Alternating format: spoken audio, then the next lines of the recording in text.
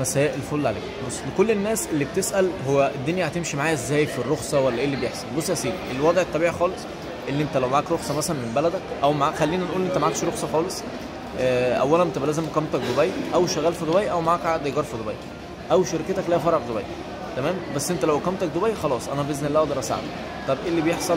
انا بسجلك وافتح لك ملف ار تي اي، وخلال رحلتك للرخصة انت بتاخد، لو انت معكش رخصة خالص من بلدك ازيد مثلا من سنتين على الاقل، فانت بتخش الكورس كامل. الكورس بيبقى عباره عن 20 ساعه تدريب، بتبقى الحصه ساعتين، فانت بتاخد 10 حصص.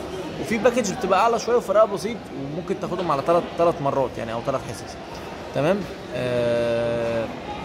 انت بتخش في خلال رحلتك الرخصه، الوضع بيمشي كالاتي: احنا بنسجل، بنفتح ملف مدرسه، نفتح ملف ار تي اي، بدي لك رقم مروري تروح تعمل بيه فحص عيون بحوالي 120 درهم في اي محل نظارات. بس بتقول له انا هعمل فحص عيون للار تي اي، لان هو بيعمل له اوريدي سبميت على سيستم الار تي اي على طول، وبيسمع عندي في السيستم. تمام. بعد ما بتخلص الكلام ده وفتحنا الملف، بفتح لك 8 محاضرات على الابلكيشن، دولت حضورهم اجباري لازم تحضرهم، وبديك لينك فيه 300 400 سؤال من الاسئله اللي بتتكرر في الامتحان. طيب بعد كده بنحجز الثيوري تيست. انت تخش بقى خلال 5 امتحانات: 1 اشارات، و2 باركن عادي، وباركن ار تي اي ده اللي هو بتاع السنسور، وامتحان فاينل مدرسه، وامتحان فاينل ار تي اي. دي ال5 امتحانات اللي انت هتخشهم.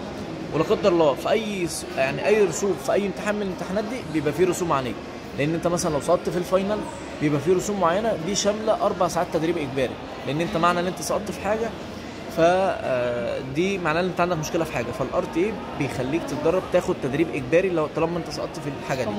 فدي بتبقى رسوم التدريبات ورسوم الامتحان.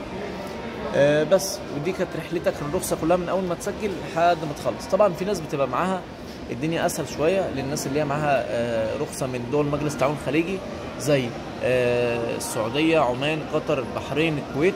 ده بيخش امتحانين بس، اشارات وفاينل، يخلصهم ويتكل على الله رخصته في ايده، ومساكم زي الفل.